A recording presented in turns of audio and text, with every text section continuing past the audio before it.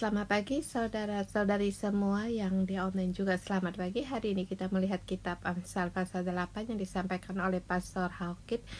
Di situ ada seseorang yang rahasia yang di mana-mana. Dia seorang perempuan, dia berada di mana-mana, dan dia secara ilmuwan menyatakan dia seorang perempuan. Sesungguhnya dia adalah hikmat Allah, atau dikatakan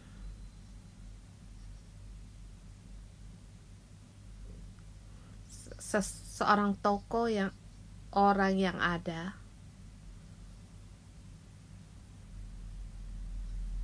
Di kitab Amsal dia bukan pertama sekali muncul.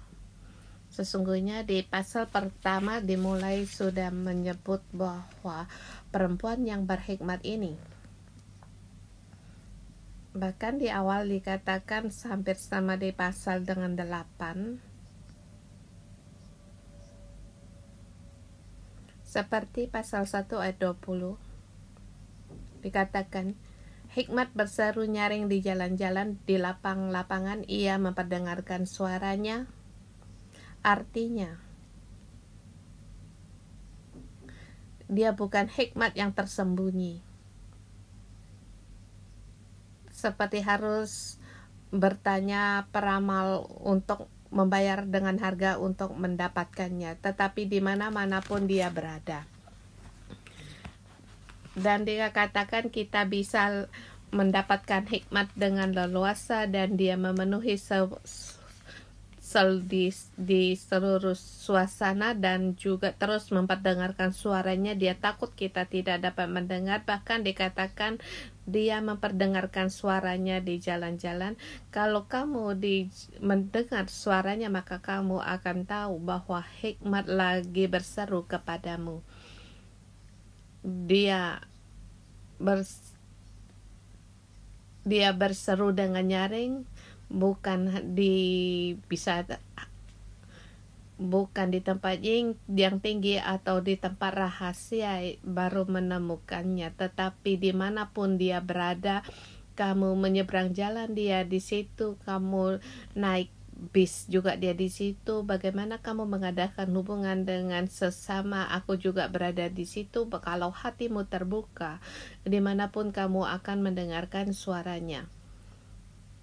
Orang yang demikian, tokoh yang demikian, dia seperti berjalan di depanmu, bahkan di belakangmu, bahkan di dalam hatimu. Dia terus dengan bisikan yang lembut berbicara kepadamu. Ada orang yang berkata, kalau kamu menyeberang jalan, kalau di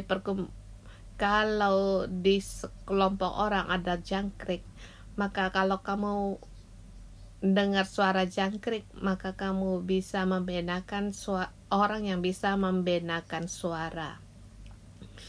Di tengah perkumpulan orang, waktu kamu menyeberang, kamu mendengar suara jangkrik itu, maka kamu akan mendengar seruan dari hikmat ini. Dimanapun mungkin sangat membingungkan, tetapi dia bisa punya cara agar kita bisa mendengar dia kalau kita tidak menolak untuk mendengarnya. Dan di sini gelombang atau siaran ini selalu berada di dalam hati. Kalau kamu mendengar suaranya, maka kamu mendengar alunan dalam hatimu, seperti yang dikatakan dalam ayat. Dia berseru-seru di tepi jalan, di persimpangan jalan. Boleh dikatakan dia dimanapun dia ada, di segala tempat. Perempuan berhikmat, di situ dia berbicara. Dengan tema di hari itu, panggilan hikmat di hari ini. Panggilan hikmat hari ini, kalau kita membaca di Alkitab ya, di ayat yang terakhir, ayat 30 orang. Dia 32, oleh sebab itu hai anak-anak dengarkanlah aku. sebab di depan telah menyampaikan 3 tema dan sampai pada akhir.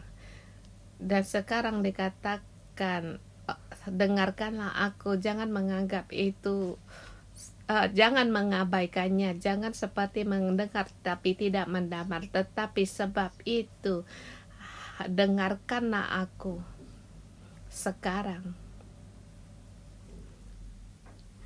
Ada seperti orang yang membagikan bahwa hikmat diberikan kepada orang yang memerlukan.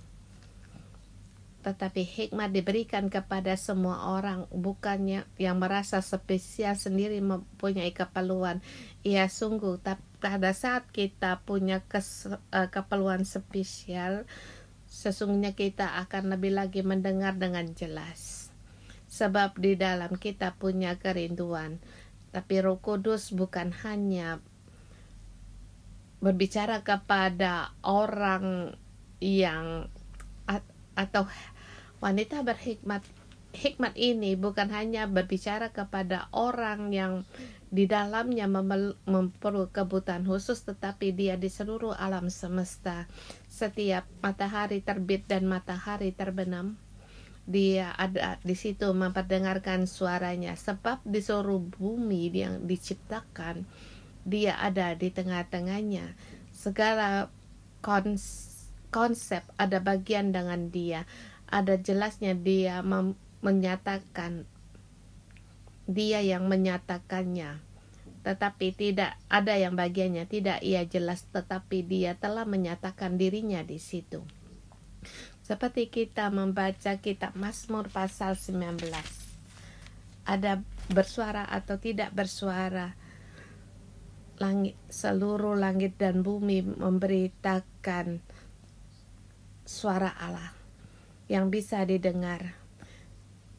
Bagi orang yang hatinya bersedia membukakan dirinya, bisa mendengar. Dalam 3 tema yang tadi, dia mengambil satu panggilan yang terakhir, yaitu hari keputusan, hari panggilan di hari ini.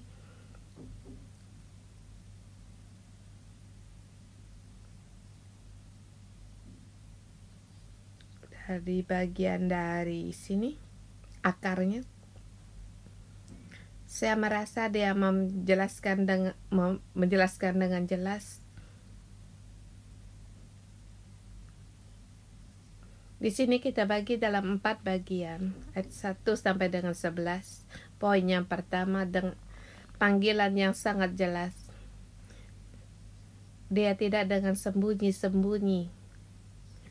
Tidak harus kamu mencari dia baru menemuinya. Seperti di kanan di tepi jalan, dia telah memperdengarkan suaranya di tempat perdagangan, di tempat orang yang lalu lalang, berseru-seru di depan kota, di tempat-tempat orang yang bisa melewati, bahkan di jalan-jalan yang ramai, di samping pintu gerbang di depan kota, pada jalan masuk ia berseru dengan nyaring. Ini adalah kasih Allah, penjagaan Allah kepada manusia. Dia sangat menginginkan semua orang mendengar suaranya. Kita lihat ayat 1 sampai dengan 11, 8 dan 11. Awal di situ untuk perkenalan diri. Dikatakan, bukankah hikmat berseru-seru? Dia di mana-mana memperdengarkan suaranya. Hikmat memberikan suaranya. Kamu bisa mendengar di tempat yang tinggi, di tepi, mungkin di situ di pinggir pegunungan, atau di atas building yang tinggi, bahkan di persimpangan jalan di mana orang yang lalu lalang, di samping pintu gerbang di depan kota. Dia berseru dengan jaring, berkata, hai para pria, padamulah aku berseru, kepada anak-anak manusia aku tunjukkan suaramu. Dia sangat kuat bersuara, terus berbicara kepada setiap manusia, sebab ia tahu kita tidak bisa apa-apa dan juga pada dasarnya kita tidak mau mendengar. Ini bagiannya Penutup 1:11. Dan di poin yang pertama ini hikmat berkata, orang yang mengasihinya mendapatkan kehormatan, bukan hanya penghormatan, juga di situ kekuatan, kekayaan, keadilan, kebenaran, semuanya itu datang dari hikmat. Di poin yang ketiga, hikmat memperkenalkan dirinya siapa. Segala sesuatu dalam hubungan antar manusia telah ditetapkan sejak dijadikan. Dan perempuan hikmat ini, dia bersama dengan Allah menciptakan urutan dalam menciptakan. Di ayat 22 ia berkata, Tuhan telah menciptakan aku sebagai permulaan pekerjaannya, sebagai perbuatannya yang pertama-tama dahulu kala. Boleh dikatakan dia adalah suara yang sejak dahulu kala, sejak zaman manusia, dan sampai suara di hari ini. Dia terus memperdengarkan suaranya, dan dia mengelilingi seluruhnya. Di dalam setiap situasi dia berbicara, dan kemudian dia memilih panggilan pilihan. Dikatakan setiap yang mendengar, berbahagialah orang yang menerima, mendengar, dan menerima. Siapa orang itu? Orang yang antri untuk mendapatkannya. Bagi kita hari ini, kita tidak suka untuk antri, dan bagi saya pernah juga merasakan dengan penuh kerinduan. Saya ikut antri sebagai kepala di universitas. Di dalam hati saya waktu setiap tahun untuk membayar untuk pengeluaran saya penuh dengan kekhawatiran, sebab saya harus membayar gaji kepada karyawan.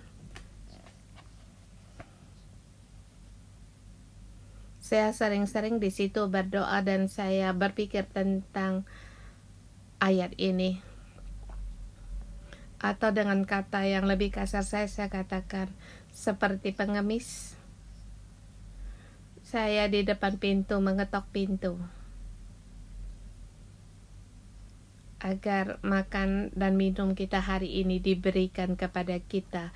Bagi dan aku dan kamu belum sampai kesulitan separah ini, bukan? Setiap hari di depan pintu di situ berharap. Hikmat di sini berkata, kamu harus menanti aku setiap hari, sebab akulah kepuasanmu. Engkaulah harta, kedamaian, kekuasaan, kehormatan, semua ada padaku. Mungkin jalan ini kita merasa sangat asing. Kita akan menggunakan cara kita sendiri. Sebelum kamu ke gereja, kamu juga sudah banyak cara. Setelah kamu sampai di gereja, kamu sudah ada hubungan dengan firman Allah, maka kamu harus memperbaiki. Sesungguhnya hanya satu jalan. Seperti ada orang dalam kesulitan dalam finansinya, Allah berkata, cobalah aku, persembahkan 1/10, maka aku akan mencurahkan berkat surgaku kepadamu. Ini cara Allah, bukan cara dunia. Carilah Allah. Kemudian ada kalanya aku melihat seperti kata ketinggalan, bahwa perempuan berhikmat sering saya sebut dengan Roh Kudus.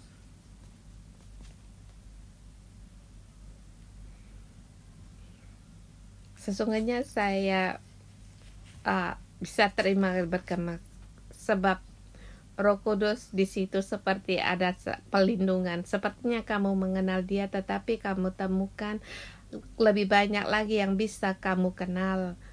kamu mengira banyak konsep kebenaran di dalam dia, tetapi sesungguhnya kamu akan terus diperbaiki seperti Paulus bagi gereja Efesus berkata, untuk membuka mata rohani kita agar kita sungguh-sungguh mengenal dia.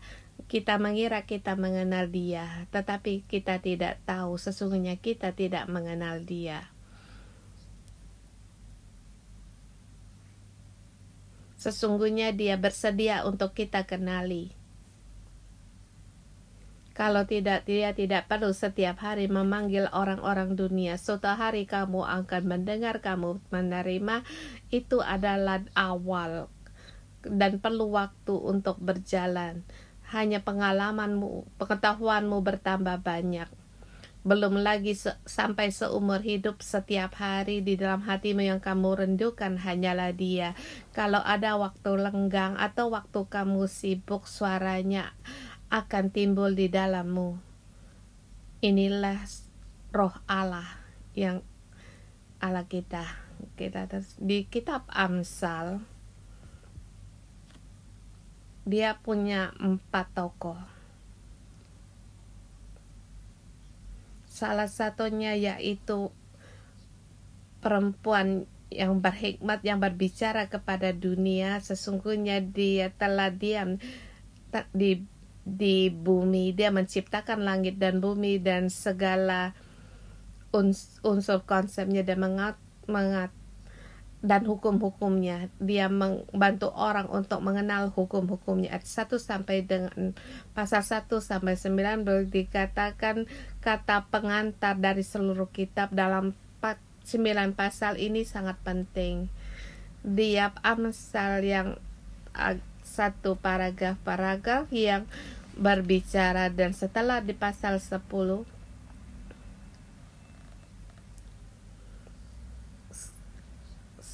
satu bab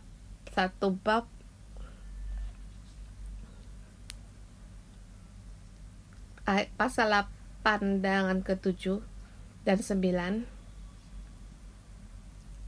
dibaca sepertinya tidak ada hubungan. Setiap ayat sangat sempurna, boleh katakan ini dalam satu paragraf dalam Amsal sampai di pasal 9, seperti kita lihat 8 itu juga dalam satu paragraf bikin yang terus diperluas, dan di sini selesai ada permulaan paragraf yang baru.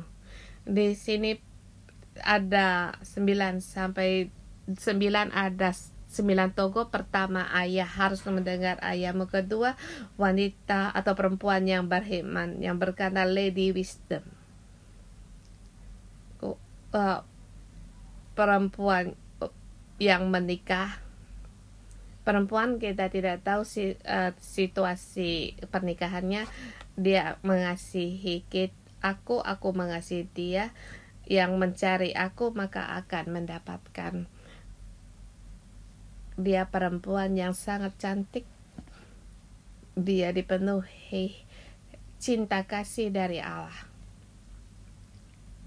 Dia bukan hanya mengatakan yang tidak bisa diraba,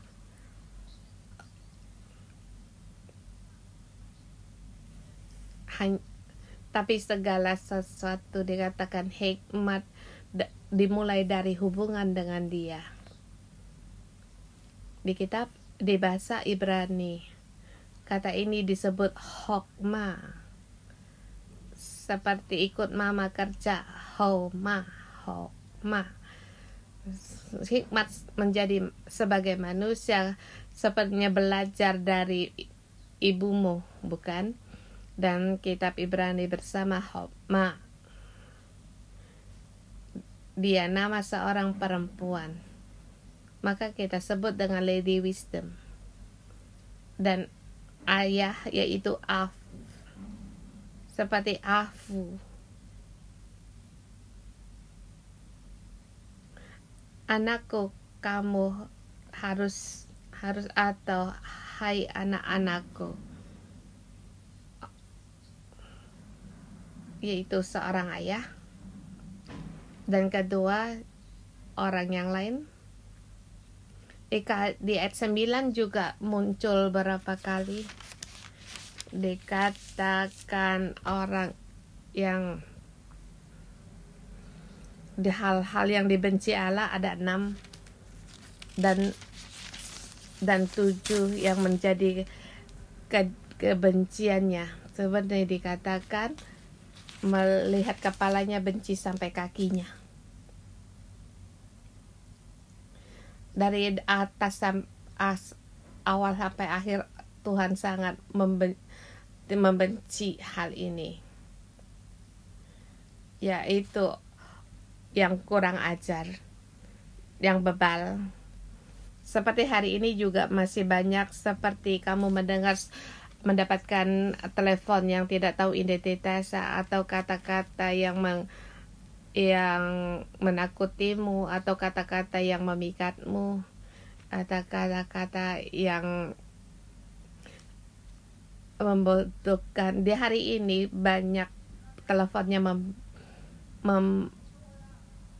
yang menipu, di mana pun ada, di mana pun dapat diketahui bahwa dia bertemu sampai di rumahmu, sampai di handphonemu. Maka dikatakan hikmat berada di mana-mana dan di mana-mana dia mengingatkanmu. Kalau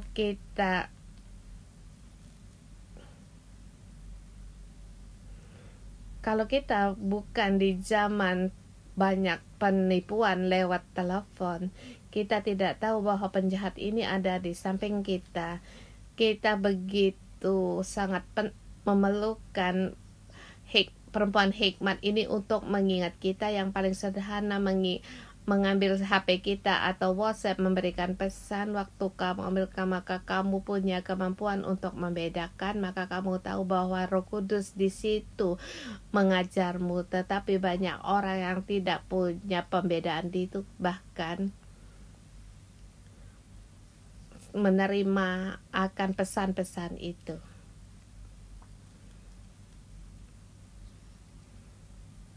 Dan salah satu lagi salah satu tokoh, yaitu perempuan jalang. Bibirnya menutupkan madu, mulutnya sangat licin, bernama Sarah. Hari ini kita di pasal ke-8 ayat 6 sampai 7 sesungguhnya tokoh utama yaitu Sarah sebagai tokoh. Dia terus di situ menggoda, menjamah kelemahan kita. Dia tahu godaan yang tidak bisa menolak dia. Mulut manis, lidah licin, terus menggoda kita. Ini di kata pengantar dalam seluruh kitab Amsal, dan para penjahat ini, perempuan jalang ini ada di mana-mana. Apakah kamu mendengar perkataan ayahmu? Apakah kamu peka suara hikmat perempuan ini?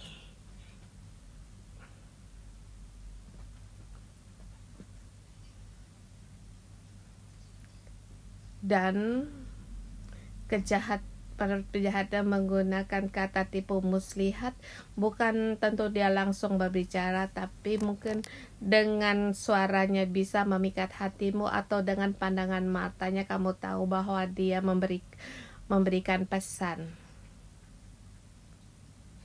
Dengan yang sering kita lihat orang yang licik,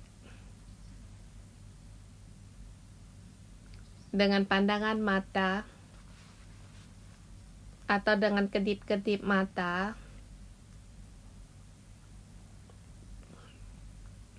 kamu berdekatan dengan dia, maka kamu akan terpikat.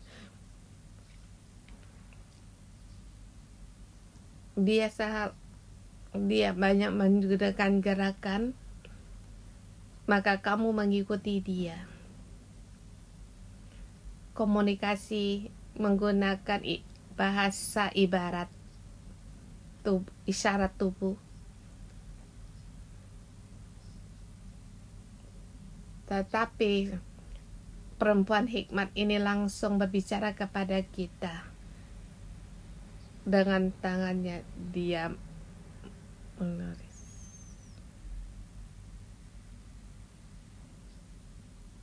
Jadi dia sangat membawa kekuatan yang memikat orang. Tapi perempuan jalang, Amsal memberitahukan kita jangan mengingini makanannya. Dia adalah perempuan yang cantik. Dia bukan orang jahat, tetapi makanannya bisa memikat hati orang. Matanya bisa menggoda orang. Dan di zaman sekarang, di zaman yang hal-hal ini, yaitu hal-hal porno atau warna kuning, itu hal yang sudah terbiasa. Kemudian dia seterusnya, pasal 8 dimulai di situ. Hikmat memperdengarkan suaranya atau kata kerja atau kata petunjuk di situ. Kamu bisa melihat kata F itu adalah perempuan. Dia juga memikat orang, tetapi dia bukan memikat orang dengan kedipan matanya, tetapi dengan kesadaran, dengan kejujuran, langsung berbicara kepada orang-orang. Dia di tempat yang tinggi, berbicara kepada semua orang. Seterusnya, dia panggilan secara terbuka. Orang yang menerima perkataannya lebih berharga daripada emas. Kita lihat ayat 6 sampai dengan 11. Dikatakan kata-katanya indah,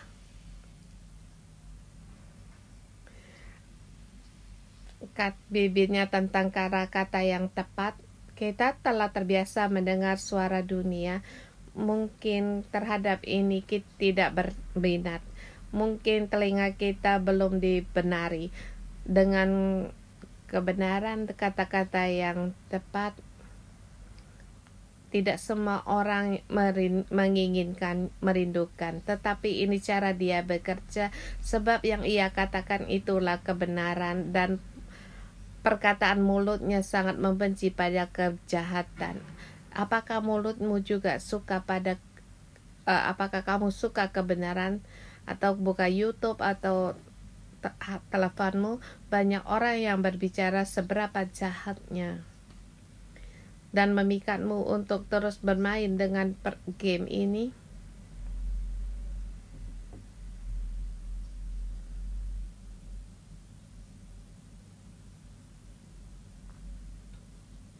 Sulit bagimu dipati hak untuk tidak melakukan sesuatu, sebab bagaimanapun dia ingin membangkitkan keinginan dalam hatimu. Tapi perempuan hikmat bukan demikian. Dia berkata-kata yang tepat, langsung dibicarakan dan tepat, jelas. Dikatakan yang menerima didikannya lebih dari perak. Lihat 10. Kalbenet 5 dan 4-5 dikatakan, berseru kepada anak-anak manusia, mau kutunjukkan suara siapa itu. Lihat 5 dikatakan, yaitu hai orang yang tak berpengalaman, tuntutlah kecerdasan, hai orang bebal, mengertilah dalam hatimu.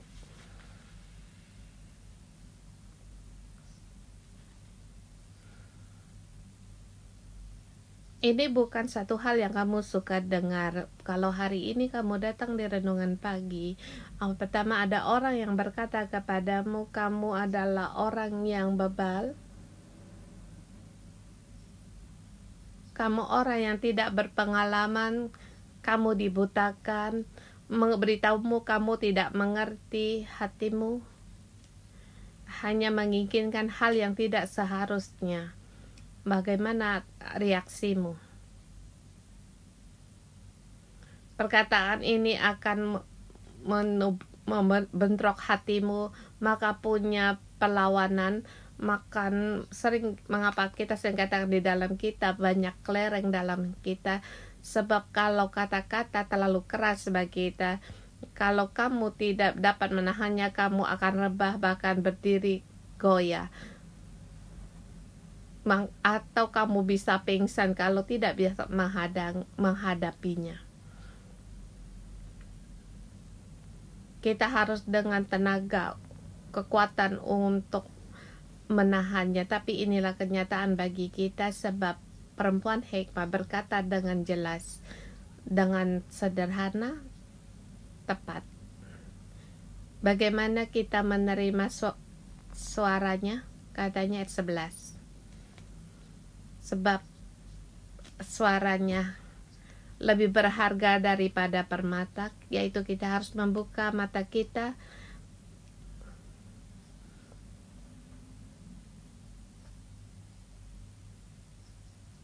atau bagi para orang kolektor, kamu baru bisa membedakan mana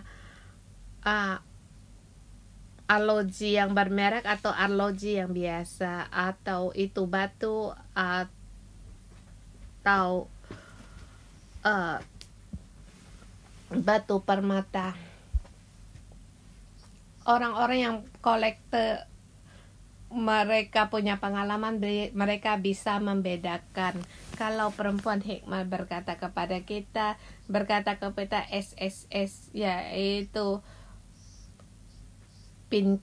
kamu harus lebih pintar lagi, maka kamu akan mengerti. Itu satu yang sangat baik. Poin yang kedua, saya akan menyampaikan dengan cepat. Dikatakan segala hikmat, pengetahuan, kebijaksanaan, kecerdasan, semua itu datang daripadanya. Tetapi kita harus tahu, pada saat manusia berdosa, maka hati manusia mulai menyeleweng. Sesungguhnya manusia punya rupa Allah, tetapi telah diselewengkan. Kecerdasan menjadi kelicikan,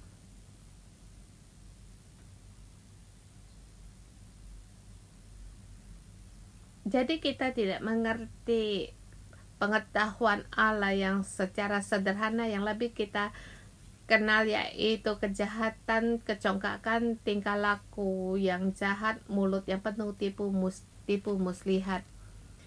Tetapi apa yang dikatakan oleh perempuan hikmat itu, semua itu kebencian bagiku.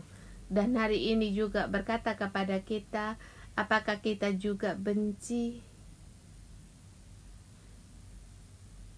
apa yang Roh Kudus benci? Takutnya kita tidak begitu membenci, seperti kita membantu orang doa pelepasan. Kalau orang punya kebiasaan buruk, kita ingin dia mengikuti kita doa, sepertinya dia suka berjudi, kita ingin agar dia membuka mulut dan harus mendeklarasikan, aku benci kepada judi, aku benci padamu, sekarang kamu pergi dari aku. Kamu harus punya kebencian yang demikian, maka baru bisa kita mendekat kepada hati perempuan hikmat ini.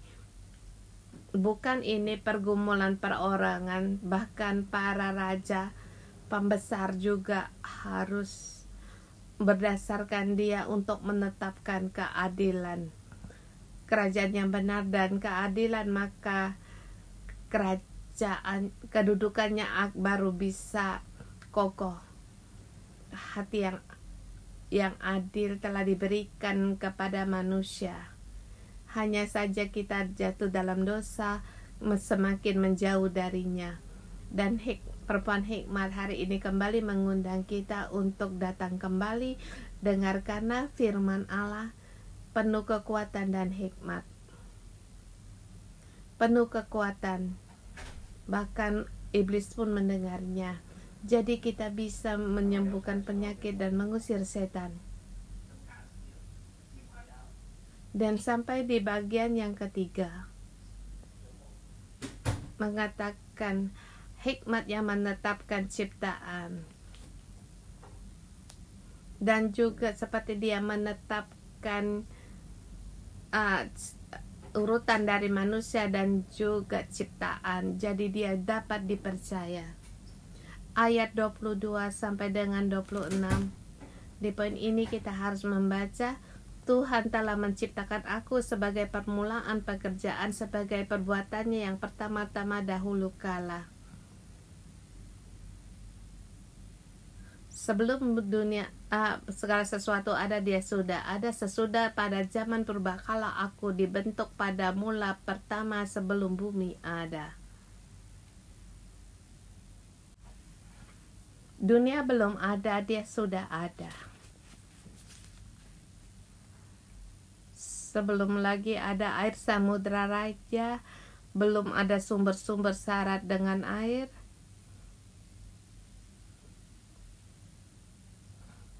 Perempuan hikmat telah berkata, aku telah muncul, aku telah lahir.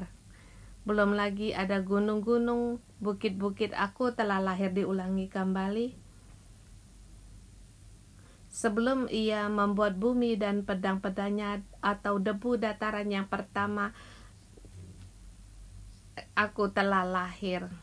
Segala sesuatunya belum ada, dia telah ada.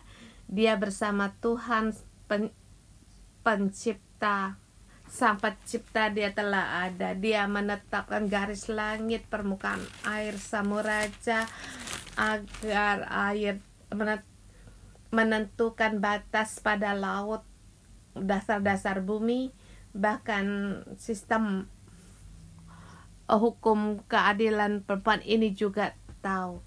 Dia yang dikasihi Allah, dia 30. Aku ada sertanya sebagai anak kesayangan, setiap hari aku menjadi kesenangannya dan senantiasa bermain-main di hadapannya. Dia Roh Kudus, dia sangat kesenangan setiap hari di situ, menari, menyanyi. Dia bersama dengan Tuhan semesta alam. Apa yang Tuhan inginkan, dia menjadikan dan menetapkan segala sesuatunya. Saya merasa Allah menciptakan sangat ajaib, bermacam-macam makhluk, nafas kehidupan. Kamu lihat di sini tidak ada seorang pun yang sama mukanya. Coba lihat sebelahmu, adakah yang sama denganmu? Penuh dengan ciptaan, masing-masing punya sifat sendiri, watak sendiri, dan bahkan di seluruh bumi ini sangatlah bersemarak. Kamu tahu bahwa bumi punya lempengan, dan di Jepang gempa bumi semakin kuat. Ini memberitahukan kepada kita bahwa bumi ini dia bumi yang bergerak, bahkan lempeng-lempengannya masih terus bergerak. Dan lahar yang di bumi, debu, lava yang di gunung yang terus memuncratkan di atas gunung. Matahari punya sumber di alam semesta ini, punya arus yang hidup. Seluruh bumi ini bergerak, sebab Allah kita, dia Allah yang hidup dan juga yang bergerak. Dan segala sesuatunya kita belajar mengenal Allah, kebenarannya dan kehendaknya. Dia berkenan diam di tengah-tengah manusia, tapi pada saat kita berdoa, dia meninggalkan, dia menolak untuk bersama dia, tapi dia masih tetap memperdengarkan suaranya dan memanggil kita, dan dia suaranya bisa panggil, dapat dipercaya. Di poin keempat ayat 32. Oleh sebab itu, hai anak-anak, dengarkanlah aku, karena berbahagialah mereka yang memelihara jalan-jalanku. Tiap hari dengarkan, bukalah telingamu mendengarku, carilah aku, kamu akan mendapatkan hidup dan juga mendapat mendapatkan kebaikan dari Tuhan. Dan di sini kamu melihat, dan di situ orang yang menipumu, dia membangkangi suara hatinya, dia tidak mau memberikan kebenaran kepadamu. Sesungguhnya kamu tidak suka kepada orang demikian, tetapi orang-orang yang terjatuh dalam perangkap, bahkan nasihat orang rumah pun mereka tidak mau mendengar, maka kamu akan tahu bagaimana nasibnya. Seperti kamu menemukan kekasihmu di online, tetapi kamu tahu itu penipu, dia hendak menipu segala uangmu, bahkan uang keluargamu juga ditipu. Saya makin banyak menemui ini. Kita harus punya hati seperti yang Roh Kudus benci, yang dibenci oleh Allah, yang dibenci oleh perempuan hikmat. Kita mohon Tuhan kekuatan untuk membenci hal-hal itu kepada kita. Tapi saya merasa itu saja tidak cukup. Kamu harus mengasihi, kamu harus mengejar akan Roh Kudus, merindukan Roh Kudus. Kamu harus dipenuhi dengan firman-Nya, maka kamu baru bisa punya kekuatan untuk membedakan. Kiranya Tuhan menolong kita. Merindukan Dia setiap hari, di depan, menunggu Dia di depan pintunya, mendengar Dia, pilihlah Dia. Kiranya Tuhan memberkati firman-Nya.